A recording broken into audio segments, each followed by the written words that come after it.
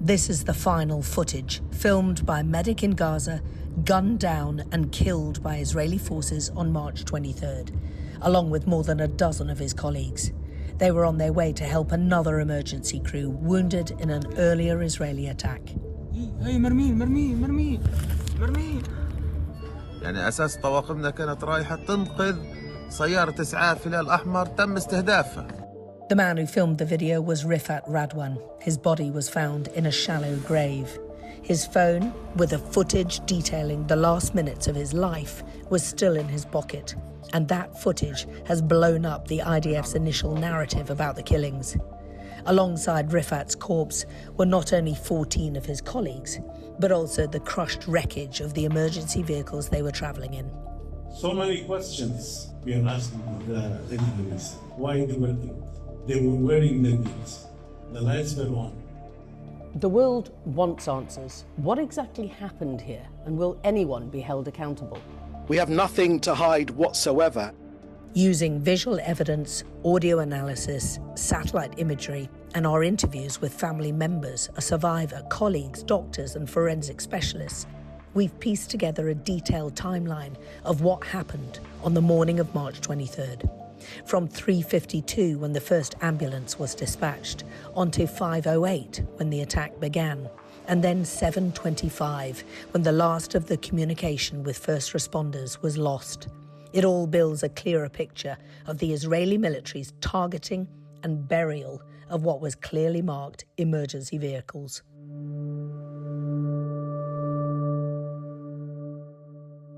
إنك يا رفعت إخواتك كلهم طلعت عليهم وابتسم في وجهي وابتسم في وجههم وطلع هذا آخر شفتنا له وما شاء الله عليه يعني. Rifat's parents live among the tents of Gaza, one family amongst the hundreds of thousands displaced by the war, now also grieving the loss of their son.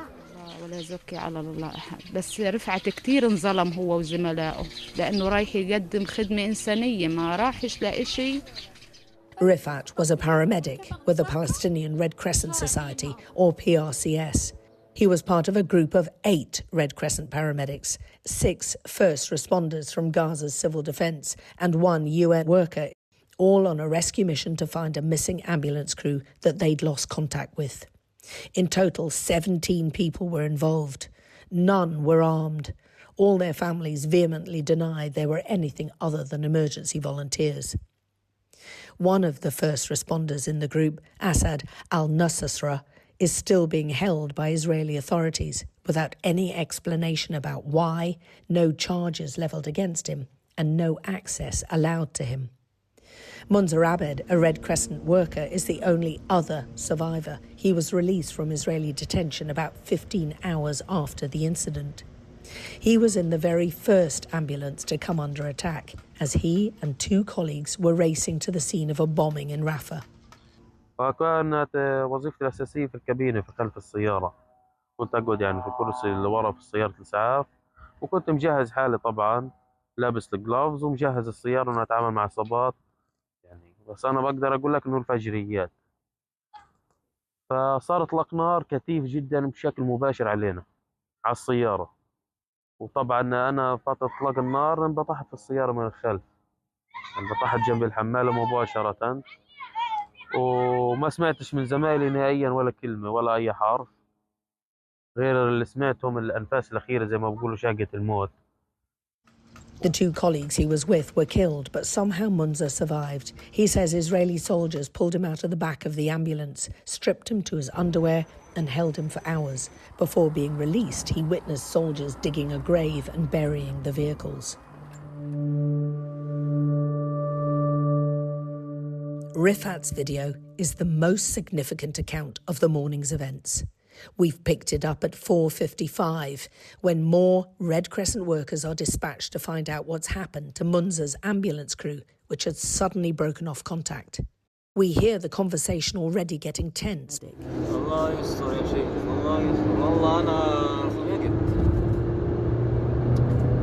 خنقت يا عم برن على جوالاتهم فيش استهداف. انا والله حسيت فيها. After analysing the footage, Sky News has geolocated the exact route the ambulance took. We tracked the team, making its way through the dark, and see about 6 minutes into the video how they drive right past the missing vehicle they've been looking for without spotting it. We brightened the exposure to highlight the white vehicle more clearly. Markings on the van aren't clear from the footage, but we matched the shape, size and model of the vehicle to other emergency vehicles used in Gaza. Further down the road, they meet a colleague in an oncoming emergency vehicle who tells them the ambulance crew they're looking for is behind them. صالح السيارة ورا؟ يا راجل استنى بدنا نستنى كمان سيارات.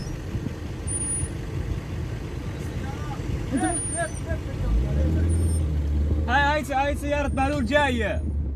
So they turn around and retrace their steps. On the way, they meet up with other crews, also dispatched to find their missing colleagues, and all together the convoy continues until they reach the white emergency vehicle that's crashed on the side of the road. They stop, get out to investigate. Then at 5:08 in the morning, the shooting begins.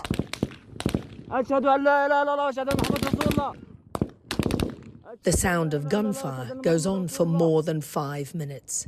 We can hear Rifat reciting the Shahada, a Muslim declaration of faith, often uttered in the moments before death. أشهد أن لا إله إلا الله وأشهد أن محمد رسول الله. أشهد تقبلني شهيدا يا الله. Also among his final words, an apology to his mother. يما سامحيني يما. هذه هي الطريقة اللي اخترتها يما. إني أساعد الناس. سامحيني يما سامحيني. والله ما قلت هذا الطريق إلا لساعد الناس. يا رب تب علي. يا رب إن كذبتني من الشهداء تقبلني. The attack doesn't end there.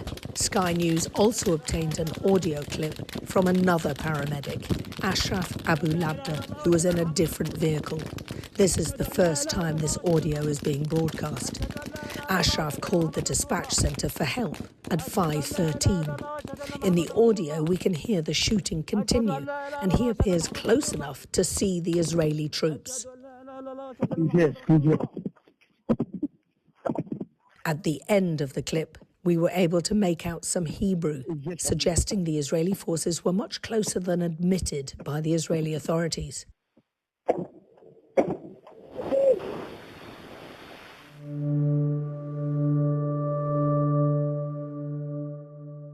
Only after the emergence of Rifat's footage did the IDF backtrack on their initial narrative, a changing Israeli account which provided a number of mostly implausible explanations. They first claimed a drone operator had spotted the convoy as moving suspiciously, but haven't outlined why. They said the convoy wasn't using headlights or flashing emergency signals, and it had not cleared the route with the Israeli military. The video clearly shows that wasn't the case. All vehicles in the footage do have their lights on. The vehicles are marked with internationally recognised humanitarian signs, and the crews are wearing reflective gear. It seems inconceivable that anyone could not have noticed the convoy lights in the pitch dark of Gaza. A spokesperson for the IDF justified the decision to open fire by saying that the vehicle's movements were not approved in advance by the IDF. But the senior Red Crescent officials told us the area the emergency vehicles were dispatched to was outside the Red Combat Zone at the time, so their mission didn't require any military clearance or coordination. Sky News established that a new evacuation order for the area, shown in yellow here, was only issued at 8:31 a.m. This is the map provided by the IDF themselves, almost 3.5 hours after the attack on Rifat's convoy. The Israeli military has now admitted to shooting the medical workers, all of whom were unarmed, but they have yet to provide any evidence for their claim that Hamas militants were among those killed. Initially, they said 9 of the rescue workers were militants.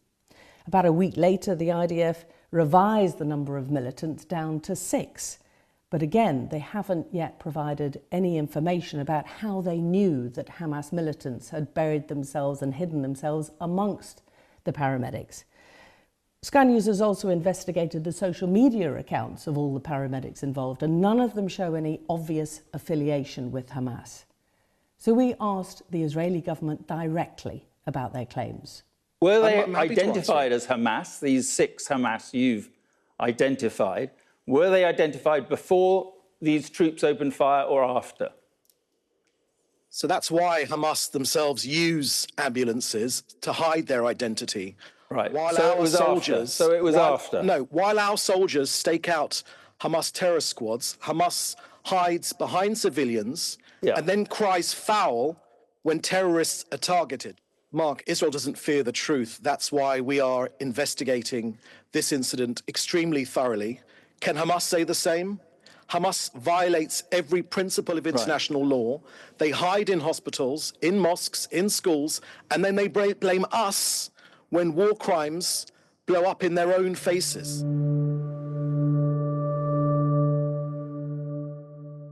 The IDF has said that their initial investigation showed that there was no firing from close distance during the incident, but our audio analysis paints a starkly different picture. We worked with independent audio forensic experts to analyse the gunfire in the video. Using the time lag between the sound of the bullet and the gun firing, they were able to calculate that the initial gunshots were fired from approximately 50 metres away. The Israeli military has not said any of their forces came under any return fire. By the end of the recording, the analysis tells us that the gunshots were fired from as close as 12 to 18 metres, which suggests the IDF soldiers were closing in. Altogether, the shooting lasted more than 5 minutes.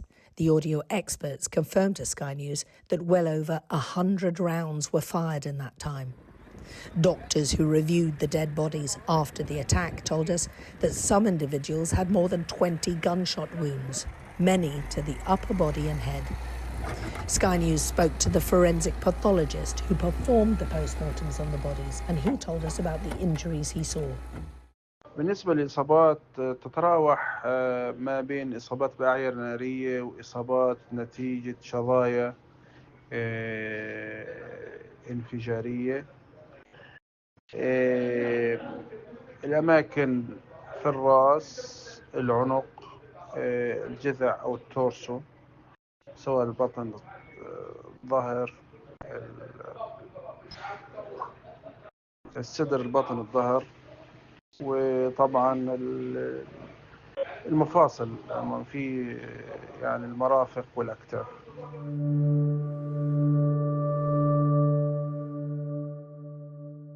Using satellite imagery and video analysis, we were able to recreate the scene of the attack. That's allowed us to plot the positions of each emergency vehicle when the attack began at 5:08. The vehicle that first went missing, Rifat's ambulance, and the others that came to help. Satellite imagery taken at 10:48 the same morning shows that within hours, the IDF had gathered 5 of the vehicles together on the side of the road and set up roadblocks to the north and south. At least 9 IDF vehicles are visible in the area, including what looks like tanks and bulldozers. Satellite imagery taken 2 days later, on the 25th of March at 10:36, shows that the vehicles have been buried beneath a mound of sand. This means that they must have been crushed after being moved to the side of the road. This contradicts the IDF's initial claim that the vehicles were damaged by a large engineering tool as they were moving vehicles off the road. And it corroborates what survivor Munza told us about what the military did after the attack. فكان متبقي بواقي من سيارات الإسعاف عجلين، لأنه إحنا سيارات إسعاف فاتنا طبقوهن كلهن في الكباش. We arrived at the site where the ambulances were hit. The IDF also refused to allow rescue teams to access the site of the attack for at least 5 days because of what they called operational activity. When the rescue teams could finally access the area, they were filmed digging mangled vehicles and dead bodies out of sand piles and placing them in white bags to be transferred to the mortuary. They were here to save lives. Instead, they ended up in a mass grave. Their vehicles, their ambulances, UN vehicles, civil defense vehicles are crushed and dumped, covered in sand next to us. It's an absolute horror. What has happened here? Amongst the claims Sky News heard from medics and civil defence workers has been that at least one of the bodies had their hands and feet bound together. Photos and videos obtained by Sky News appear to show the recovered bodies, their Red Crescent logo on the arm of the uniform. But there is no clear evidence of handcuffs or legs tied together. Sources at PRCS and Civil Defence told us that these white tags and ties are commonly used by emergency workers to identify bodies. لكن ما شفناش أدوات ربط، وإن كان في حالة فيها على الرسغ بعض التلونات، على الرسغين في بعض التلونات. قد تفيد بشغلة مثل هاي، لكن فيش عندي دليل دامغ على باقي الحالات بأنه في تقييد. والأمر الملفت للنظر أنه أنا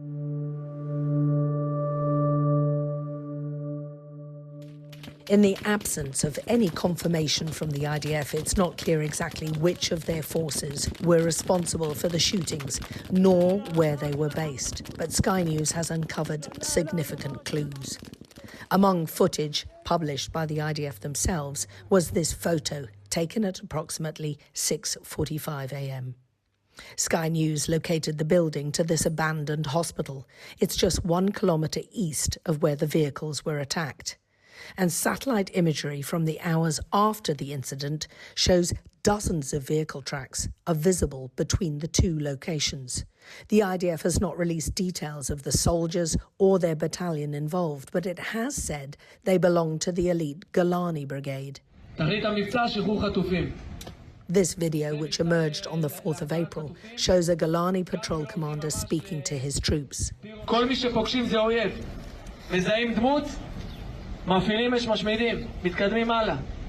We gave the Israeli military the right to reply, and they sent Sky News this response. The IDF is conducting an inquiry into the incident. The preliminary inquiry indicated that the troops opened fire due to a perceived threat following a previous encounter in the area, and that 6 of the individuals killed in the incident were identified as Hamas terrorists. All the claims raised regarding the incident will be examined in a detailed and thorough manner for a decision on how to handle the event.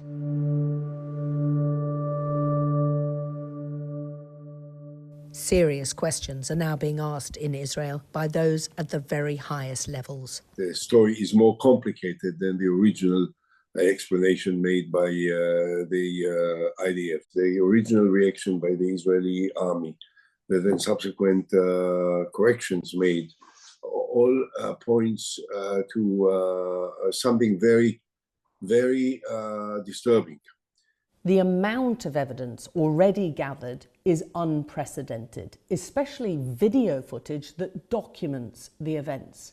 And human rights lawyers say all this points to a grave violation of human rights and war crimes. This looks like a dreadful war crime. The availability of a bulldozer to bury the bodies of the 15 people and their vehicles, and the change of official accounts given by Israel, all of which points to cover-up. It's exactly what you would expect of any crime. Evidence of crime, and not the reaction of innocence, but the reaction of cover-up. These scenes have become horrifyingly familiar over the past 18 months. The killing of medics in Israeli attacks has happened repeatedly. Rifat and his colleagues are among more than 400 aid workers who've been killed here since October the 7th. Hundreds of lives violently cut short in a war that the head of the ICRC believes will haunt us for a long time. All of them should have been protected under humanitarian law. Allahu Akbar! What sets their killings apart is their last moments were recorded on video. Now the UN, the EU, their families and colleagues want accountability and justice for their deaths, and answers from Israel about why they were killed. Alex Crawford, Sky News.